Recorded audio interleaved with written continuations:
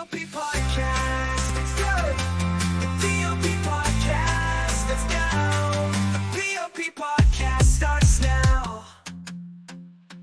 Welcome to the P.O.P. podcast. I'm Jason Sirotin, co-founder of Brain Bites Creative, where we help elevate your marketing game. Joining me, my co-host, Scott Haley, managing partner for P.O.P. and senior advisor for True North Practice Transitions.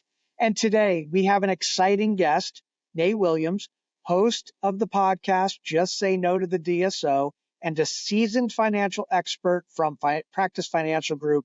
Nate is here to share his insights on the myths and realities of selling dental practices to DSOs and why many doctors are opting out of these deals. Let's get started. Welcome to the show, guys. Scott, Nate, how are you? Doing great. Good to see everybody. Same. Happy to be here. Scott, let's start with you. How did you find this gem of a person, Nate?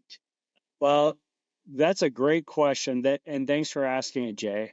So one of the doctors in our group, P.O.P., I saw an article that Nate had written about his thoughts on the DSO space, and I was like so blown away by the nature of the article because it was things I hadn't heard or hadn't ever seen anyone say it publicly. And then so I reached out to Nate. We've had a couple conversations since. I've delved into his podcast, and I was like, his level of transparency, he's saying things that I don't think a lot of orthodontists have heard, and we certainly haven't heard it in the way that he's communicating it. And I think the other important thing is a lot of the things that Nate shares on this podcast and what he'll probably share here today is a lot of things that orthodontists are thinking or talking about, but maybe not sharing and talking about publicly, and especially not with the lens of a CPA and someone that does this for a living in the financial space of exclusively dental practices. So that's how I came across Nate. Nate, tell us what you do, man. Yeah, thanks. Jason, so far you've called me a gem of a person and a financial expert. So I've got some hype to live up to. I appreciate the compliments. I guess it just depends on the day if I could live up to those things. So I'm not in my 19th year of my career postgraduate school. And 17 of those years I've been working with dental practice owners. I've been really fortunate to have found this space. And for the past 14 years, the founding and partner of our current firm, Practice Financial Group, where we provide tax and accounting and financial planning services to dental and orthodontic practice owners. And so I think a question is, how did I kind of become one of the very few voices that you're hearing telling people to not sell to DSOs or OSOs? This is a very unpopular message because a lot of people are making a lot of money from the transactions that are happening. In my opinion, there's a tremendous amount of wealth shifting from the hands of the doctors into the hands of non-clinical business types, kind of like me. And my, I'm kind of, I'm the guy who, if there's a bully on the playground who is stealing people's lunch money, certain people will be afraid of the bully and they'll try to hide and get out of his way. Certain people will see that and see it as an opportunity and will go and join the bully. And I'm the guy who is going to go and try to get in the bully's face and probably get beat up. But I'm going to go home with some black eyes and you feeling good that I stood up for people. That's just kind of my nature and my personality. And this whole DSO OSO thing, it really kind of came in a huge tidal wave in 2020. The COVID year, practices shut down. There was a lot of fear. It was hard to get people back to work. Between 2020 and 2021, those were the most profitable years. I don't know any, practices across the country were shattering records from, June of 2020 through the end of 2021, shattering records of profitability. But it was also Scott, you could probably attest to this, one of the most challenging times to be a practice owner There's just kind of some widespread fear. It was very difficult to get people to come back to work. Finding and keeping good employees was very difficult, and a lot of doctors were just burning out. And then you couple that with, billions and billions, even trillions of dollars of free and cheap money, the freest and cheapest money that we've ever seen in the history of the United States, was just being given out, and that money was landing in the pockets of people who went on a big buying spree. And this isn't new. Private equity business types have been trying to get their hands on orthodontics for a long time. It's an extremely profitable industry. This just created a perfect storm where they were able to make inroads like never before. And so where I came involved is I've just got a lot of clients who have orthodontic practices, and so a lot of offers to sell came across my desk. Okay, I'm looking to sell a practice. The trend before that was to open multiple practice locations, and I've got some thoughts and opinions about that. But that was the trend. If you go back to, before 2020, 2014 to 2019, that was the trend. And you saw that, Scott, where, I've got one practice and I'm not satisfied. I'm going to go get two. And then that's this end of the spectrum, where the orthodontist is kind of trying to be the DSO maker. And then we just saw it shift so much. And so that's how I came about, Jason, into this space. And so I just realized very quickly that I've got to educate myself very quickly on what's happening, because a lot of doctors are looking to sell. And so I just started analyzing these deals one at a time and comparing. The analysis is actually very simple. It's what would the doctor make if he sold the practice, he or she sold the practice, compared to what would the doctor make if he or she retained ownership of the practice. And then understanding what the assumptions are, and what the lines are that are being told. And so your question, Jason, was who am I and how, what do I do? My day job is to help orthodontists and dental specialists and dentists one at a time, one by one, to make good financial decisions. My financial bias is that they're successful and they become wealthy. If our clients do better, we do better.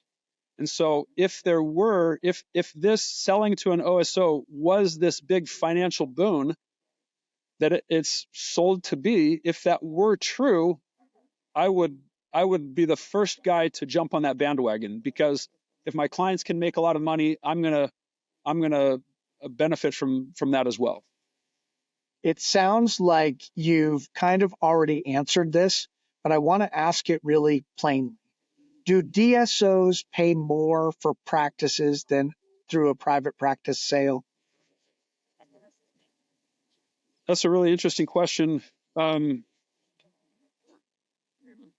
In February, I was in Phoenix, Arizona, Scottsdale, Arizona, and I was there. I was invited by a friend of mine who's an oral surgeon, and it was a group of about 75 oral surgeons and some of the referring doctors that they had invited to this, educational event. And I was the speaker to tell about this. And I asked them, by a show of hands, how many of you think your life will be better if you sell your practice to a DSO OSO?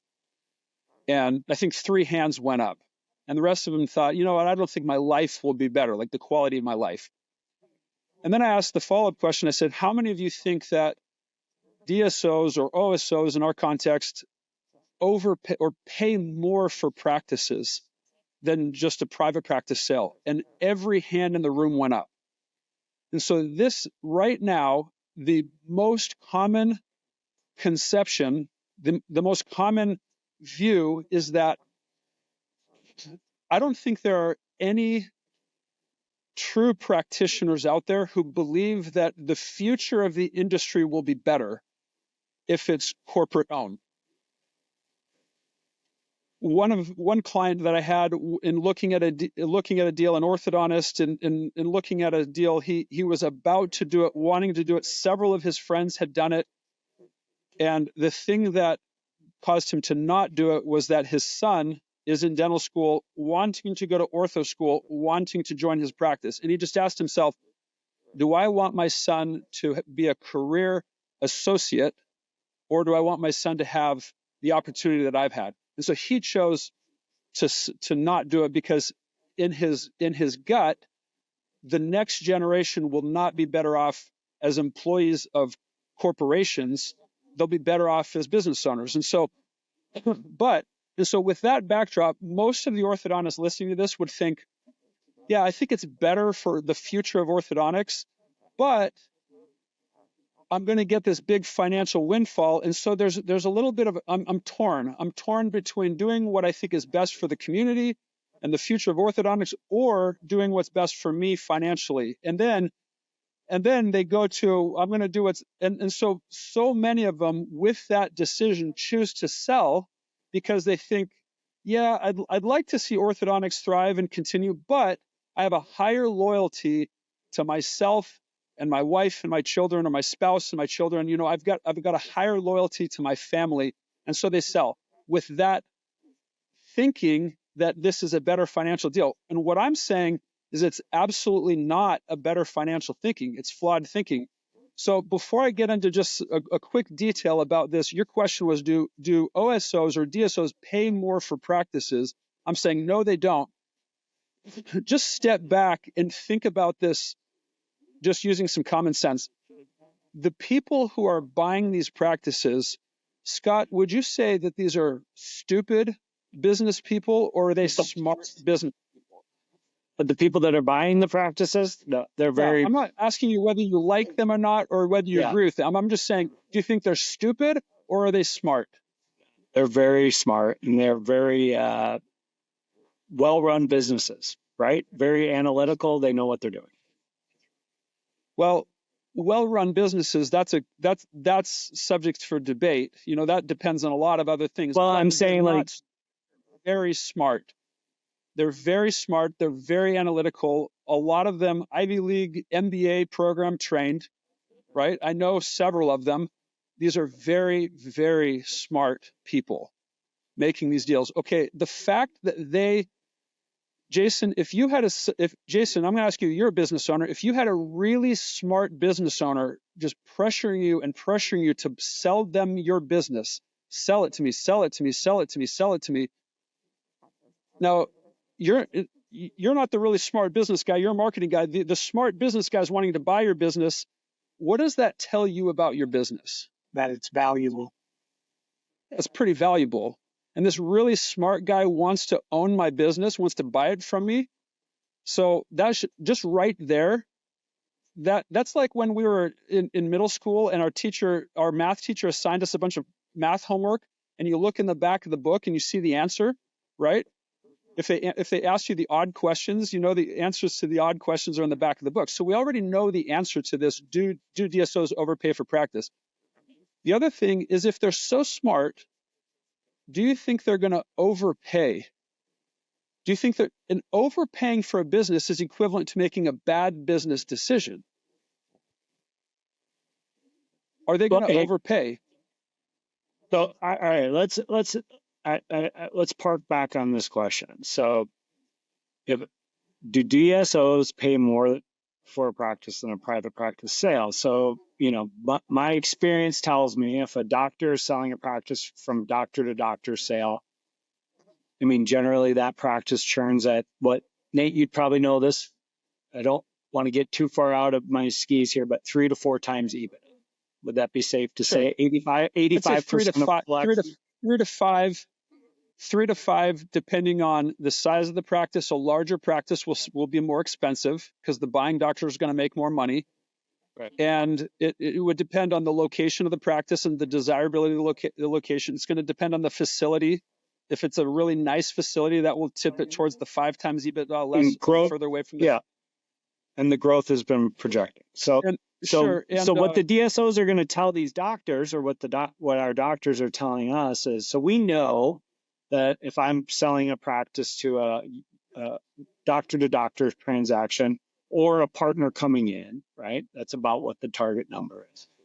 Let's call it 4 times EBITDA. Let's call it 4 times EBITDA. Private However, practice, on average, 4 times EBITDA. the numbers that are thrown around in the DSO space is that these DSOs, a doctor can expect to get 8 to 10 times EBITDA, right? Okay. Yes. Thank you. Thank you for asking this. So let's look at what EBITDA is. EBITDA, earnings before income, or excuse me, earnings before interest, taxes, depreciation, and amortization. So the EBITDA is the operating income of the practice for 1 year. Collections minus overhead minus a salary for the doctor to produce the overhead, that's the EBITDA. So if I own a practice and I work that practice for 1 year, my compensation is 1 year's worth of associate pay, because I'm the doctor in the practice, plus 1 year's worth of EBITDA. Make sense? That makes sense. And so if I work a practice for 2 years, my compensation is 2 years associate pay plus 2 times EBITDA, 2 years worth of earnings. And so these deals, Scott, these are not, a private practice sale is almost always a walkaway sale. Here's your walkaway price. I pay you this money, and you get to go to Hawaii. You get to go to Hawaii tomorrow, or Disneyland, or wherever you want to go. With these, but they don't. The DSOs, OSOs aren't offering that. What they're offering is, let me give you this money for your practice, plus usually a 5-year work back. And so when you're working back for them for 5 years or any number of years, every year that you work back, it's 1 times EBITDA that you would have earned that you're now paying back to them. So if I sell my practice and I work back for 5 years, which is the most common deal that you see, they're paying me a bunch of money up front, but then during those 5 years, I'm paying them 5 years worth of EBITDA. And so a practice that sells to a DSO for 9 times EBITDA, that purchase price, its private practice equivalent is 4 times EBITDA. You have to subtract 1 EBITDA for every year that the doctor's working back. So if you see a practice that sells to an OSO for 7 times EBITDA, they literally bought that practice for 2 times EBITDA. Wow. The question I have is, if these DSO deals are not great, and it's clear that the financial ramifications to most people with financial sense, why are so many docs taking the deal? Yeah, great question, Jason. So let's step back for a minute. And the first thing to understand is that orthodontics is an extremely profitable industry. Like cat's out of the bag. Orthodontics, extremely profitable. It's very difficult to become an orthodontist. But if you can become an orthodontist, you have won the financial lottery. Okay, if you can get there. The problem with so everybody who's an investor wants in on this. The problem is that you need an orthodontist to have an orthodontic practice. You need an orthodontist, and they're hard to come by. And so the reason I'm saying this is because there's a tremendous amount of economic pressure to buy these practices from the orthodontist and to subordinate the actual orthodontist to the role of working for someone else, working for me, and take them out of the role of practice owner. And so from a marketing, so I'm saying this, Jason, because this concept has been more heavily marketed in the dental world than any other concept in the last 4, almost going on 5 years. In the last 4, almost 5 years, there has been no other single thing that is even close to how much marketing effort that this has gotten. So the other thing is, a lot of orthodontists, dental practice owners, they don't really know their numbers. They don't understand the true profitability of the practice in many cases. And so they don't know how much their practice is actually adding to their net worth every year. Because when you're an orthodontist and when you're like 38 years old, You've got a home mortgage, you've got a practice purchase loan, which is a huge chunk of money. You've got a building loan, oftentimes you've got student loans. You've got so much debt. And so when you're working in your practice, it might only feel like you're making associate wages because so much money is going to pay debt and taxes. But the thing that they don't conceptualize is that all the money going to debt is actually building my net worth. That's me growing my net worth, right? I'm building equity as I pay off my practice and the building, et Pay off your cetera. debt. It's like renting versus owning a home, right? Yeah, Like, exactly. You every month when you make that mortgage payment, you're buying equity in your home. Exactly. So your question was, why are they doing it? The first thing I want to just explain is that the common misunderstanding, and this is what I'm trying to do, is educate doctors about the finances of these deals. The common understanding is that these are not bad financial decisions. I'm the one raising the flag and saying, hey, these are bad financial deals, but I am like one of very few people out there doing it. So why are they doing it? There's a lot of burnout. Like, let's look at the past 4 years. Scott, you can attest to this. There's a lot of burnout. And so the message of we will handle it, all of the hard stuff for your practice, especially the employees, that's a message that rings true. I don't think that's true at all. I think the doctor who's actually in the practice can't delegate the leadership. So I think the message of we're going to handle all of the employee problems is just complete BS. They might handle some hiring, but do you want somebody in some executive in some office way to do your hiring of the person you're going to be working with day to day? So, Especially if you were the business owner for a long time, right? It's hard. Like that's like having freedom and then going to jail. yeah. Like I would hate all of a sudden I got a boss. No, thank you. To that end, Nate, do you think that I think maybe some people have this in their head that when they get to a certain size that they have to go DSO, like they're so big, I've got to go DSO. Is that the case? yeah, I would say, Why Nate, would that's that? Yeah, a that is real. a very common misunderstanding. Sorry, Scott, go ahead. So the comment I would hear is like, look, I've built this practice up. I've got 4 offices, and let's just say I'm doing $6-7 million in production, right? Who's going to buy my practice? No resident can afford my practice. No associate can afford to buy my practice. The only person that can buy this practice is this corporate entity.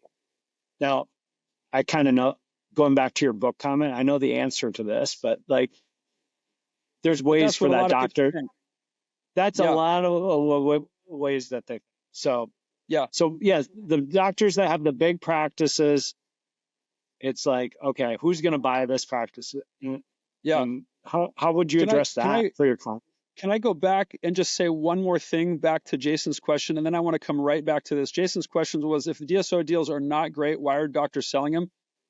One of the most brilliant tactics that the DSOs have done is giving the doctors an equity piece in the DSO. And so what that has done is financially incentivized the selling doctors to go and recruit their friends. They've literally turned these organizations into a multi-level marketing pyramid scheme. Very literally. Like the organizational structure, like, hey, we buy your practice and then you go and recruit your friends. We're going to give you some equity, but the only way that equity is going to have any value or it's going to grow in value is if we get more doctors. So you need to create a downline. And now the last DSO offer that came across my desk, they disclosed that they pay to whoever refers their friend 3% of the prior 12 months collections on the practice. So Scott, you told me when we were talking earlier, you told me about a friend of yours, an orthodontist who has a $12 million practice collecting in Vegas. So if somebody can convince him to sell, the commission paid on that would be $360,000. And so, Jason, what's happened is the DSOs are not only, the DSOs have basically deputized the dentists, or they've turned all the dentists or orthodontists who sell to them, they've turned them into their primary sales force. And they've financially incentivized them to do that. Whoa. Yeah. So that's $360,000 for the referring dentist or orthodontist, not just the and brokerage. Not just the brokerage. Okay, that's crazy. So this isn't hearsay. I was reviewing a deal from a DSO that I won't disclose. It was 2 periodontists in the Dallas, Texas area. And their practice, the prior 12 months collection was $3,650,000. And they had right there in the letter of intent to buy this practice the terms of these deals, because they're telling them, hey, we're going to buy your practice, but we're going to incentivize you to go and bring your friends. And so when I pointed this out, it was kind of fine print. When I pointed this out and I calculated that for your practice, someone is getting a $109,500 commission. And I asked him, I said, who referred you? Who is getting this commission? And his answer was, this friend of mine who's an endodontist who just sold his practice to this group. And he told me that when they decided to walk away from this deal, one of the DSO makers flew into town, and the endodontist came, and the endodontist and the DSO maker came and took them both out to dinner and told them about how wonderful it is and how great life is and all this stuff. The whole time, this doctor who's being sold had no idea at the time that the endodontist was going to get a $109,000 commission check.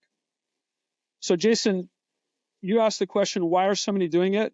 Like, the sales force is the doctors who have sold. Yeah. Right. And that wasn't necessary. It's very compelling when you have a doctor who you've always respected, you've always viewed as the successful doctor. He sells, and then he comes and tells you how wonderful it is. And you're like, gosh, if he did it, and they're going to prepay you for 5 years worth of profits. And so it's a bigger number than you've ever seen in your life at one time. And you're burnt out, and they're promising you that it's going to be a lot easier. That's why they're selling. Yeah. To play devil's advocate there, though, not every, that's just dependent on every DSO, OSO might not always have like a referral thing like that. And I think not necessarily a direct referral fee, but the equity component, Scott, that's what the equity component is. It's a financial incentive to grow the business, AKA to recruit your friends. Very interesting. It's like Amway. It's like it's like who's in my downline. And that's scary, actually. I had never thought about it like that, but man, that is, because you're right. If a mentor of mine who I had looked up to was like, man, you gotta cut, these guys are paying like crazy, and that guy's getting a payout, that's a little slimy. I can't lie. I mean, everybody's got a right to make money, but man, I don't like that. There's a difference between, I agree with you. Everybody has a right to make money. I have no qualms about somebody who's very rich. I have no problem with Jeff Bezos being the richest man in the world, or what's his name, Elon Musk. You know, if he's has the most billions now, like the value that they've given to the world, great, right? I'm glad that they're multi-billionaires, but it's different. It's like adding value and getting compensated for value. That's one thing. Getting a commission check for just referring a friend, I agree with you. It's a slimier way to make a living. But you guys asked another good question. The idea that practice is too big to sell to a private doctor. So I want to go back to that one, because that's a very common thing, is my practice is just too big. Nobody can buy my practice, and therefore I've got to sell it to a DSO.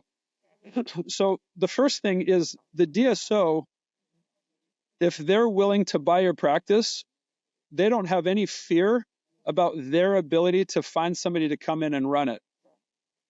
And so if they don't have fear, why should you? That's my first question. The second thing is orthodontics, it requires an orthodontist to do the work. And so there are some orthodontists out there who are really good. Like, let's compare orthodontics and like the speed at which you can produce. Let's compare that to running, right? There are some people out there who run really fast, way faster than me. But to assume that you're the only fast runner is not true, right? There are other fast runners. So there do exist, even if you're like one of these superstar orthodontists, that's awesome and good for you. And like a lot of respect for that, but you're not the only one. And to think that you're the only one who can produce good orthodontists, it's just not true. And fortunately, it's not true, right? Thankfully, because we want a lot of them to be good. But the final thing, and this is probably the biggest knockout blow to this myth that a practice is too big, is that you're comparing buying a practice with buying another consumer good. For example, there are very few people who can buy a Ferrari, like a brand new Ferrari. What does it cost? $250,000, $500,000? Like right out of school, I can't buy that, right? So that's an elite club. Or buying a $2 million house, right? Not a lot of people can afford to buy a $2 million house. And sure, coming right out of school, you can't afford to buy a $2 million house.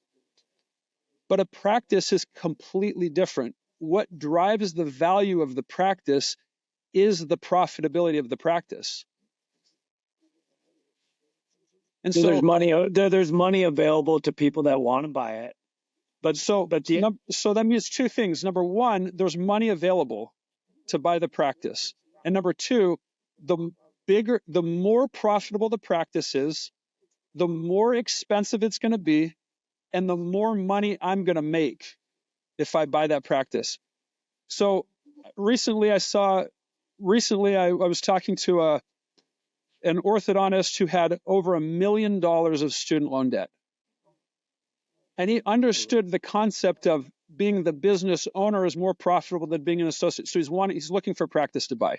He had $1 million of student loan debt. And he came to me and he was bringing these small practices, like this practice collects $500,000, And I said to him, listen, you can't afford to buy a small practice. You need to get yourself to a position where you can do the orthodontics, you can run fast, and the only practices that you can afford to buy are practices that are going to be selling north of 1.5 million. You can't afford to buy a smaller practice than that. Does that make sense? Doesn't have time or the revenue to service the student debt and service the business. That's right. Well, I think the very thing that makes the practice expensive, which is the profits, is the same thing that allows them to pay for the practice, and then there's just going to be more left over for them. I think the other thing that Nate, you think about how those doctors transitioned that practice 15 years ago, right? I have a big practice. How do I transition this practice? Well, what they would do is they'd bring in an associate that became a partner, and then they turned that one doctor practice in a lot of cases into a 2 or a 3 doctor practice. And if you talk to residents across this country, which I've done this past year, their number one desire is to join a practice as an associate with a pathway to ownership. And that sounds great to them, right? That sounds less scary than buying a solo practice. They have that mentorship. And you know what? We help those doctors buy those practices, and those doctors get loans to buy 25%, 50% of those group practices every day. And so, I mean, that's the answer. Yeah, we're running out of time, so I want to make sure that we close out the episode with this. For people who don't want to go that route or who have heard this today, what should they do? Well, I mean, I don't want to. This one's kind of near and dear to my heart, right? So a couple of things that I think are really important. You know, I think doctors get called all the time to sell their practice, right? Or, hey, a DSO is interested in your practice. The best advice I can give you is make sure you're working with a CPA like Nate, who's going to evaluate any opportunities that you have. You're working with a professional in terms of, hey, I'm ready to sell my practice. Trying to like do all that without people in your corner and giving you advice that isn't, how do I put it? Like, whatever opportunities you have, you want your advisors to tell you what's in front of you and have them be like share the facts of the situation and not have a vested interest in you executing. That's like a true partnership in a relationship. And I think that's what, you know, I like to think we do at our firm True North is that, you know, we want to make sure we're executing the doctor's vision, but also providing them the correct information so they can make an informed decision that they're driving. And I think what I found refreshing about Nate is that clearly he doesn't have any, he's going to tell you the truth of what you're getting. And I think too often that in our profession in particular, there's a lot of people with a vested interest in you going a certain direction, selling to that DSO. The broker might have a very strong interest in you selling to that DSO. The CPA might have a strong interest in you selling to that DSO. And I think that, you know, you need to find a team around you that is agnostic, so to speak. Last words, Nate. Gosh, so many words, Jason. What you asked, what should they do? I titled our podcast on purpose to be called "Just Say No to the DSO" because I wanted to save the listeners the time of having to agonize through listening to the podcast. So if you just look at the title, you can get the gist, and if you and that's what I would say to do. Selling, being a business owner has throughout the history of time put people on their highest opportunity for economic prosperity. Being a business owner, that has not been different throughout any time in history, and it's not different today. The orthodontist who owns his or her practice is financially higher up on the food chain than the associate working for the big DSO. And that's not going to change. And so the smarter business move is to retain ownership of your practice as long as you possibly can, without knowing the unique circumstances of everybody who's going to be listening to this podcast. And hopefully it's more than just us. Without knowing the unique circumstances, my general advice would be to retain ownership of your business until the very last day that you can. That's generally going to be the best financial move. The other thing I want to say is you talked about the financial incentives that people have.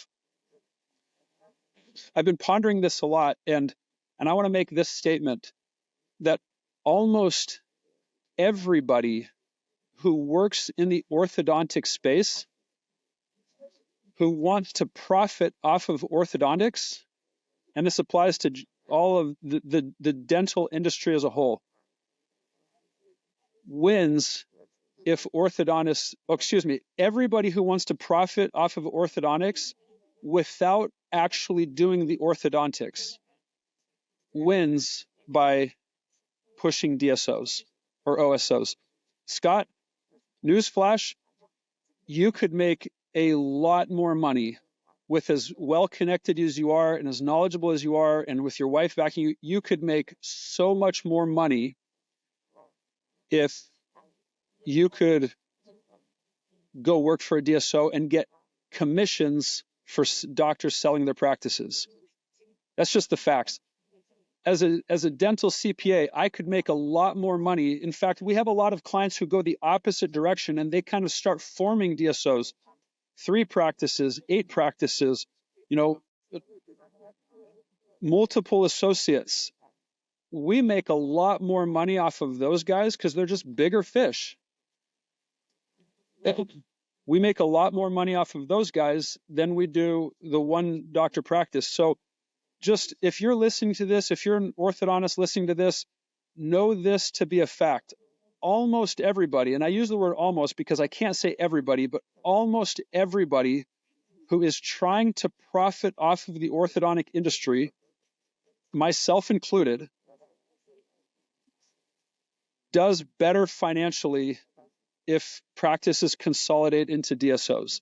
Bankers do better. Practice transition brokers do better. Scott, if you're a Henry Schein rep, would you rather have relationships with 100 doctors, or would you rather have a relationship with one DSO who has 100 locations and 100 doctors working for it? Dental insurance. Now, insurance isn't as infiltrated in orthodontics as it is other specialties, but the insurance companies, same thing. They win if there's consolidation. So if you're a private practice orthodontist listening to this, you've got to know that. You've got to understand that scenario. Well, I want to thank you guys so much for your time. That's a wrap for today's episode of the P.O.P podcast. Huge thanks to Nate Williams for sharing his valuable insights on the dynamics of dental practice sales and saying no to that damn DSO. Go to practicefinancialgroup.com and make sure you go to see Nate's podcast and listen to it. Just Say No to the DSO. It's available on all the podcast platforms. If you're looking to take your practice to the next level, Brain Bites Creative is here to help. And don't forget to consult with Scott Haley for any practice transitions. Be sure to subscribe, rate, and leave a review. Until next time, keep innovating and pushing the boundaries of orthodontic and dental care. We'll see you next time. P.O.P.